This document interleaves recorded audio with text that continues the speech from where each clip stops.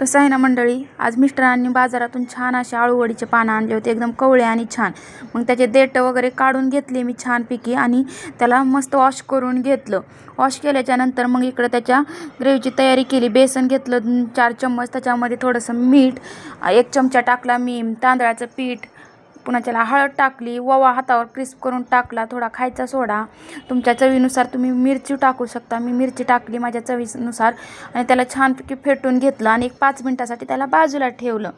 मग जोपर्यंत ते मस्त आणि छान एकत्र होत नाही, मग तोपर्यंत मस्त आळूवडी घेतली आणि त्याच्या पाणी वगैरे नितळून त्याला पसरून ठेवलं पाटावरती. आणि जे आपण बेसन पिठाची ग्रेव्ही केली होती ती त्याच्यावरती 2-2 चम्मच लावून घेतलं आणि सगळीकडे पसरून सगळ्या आळूवडीवर तसंच करून 2 मिनिटासाठी त्याला हे बाजूला ठेवलं.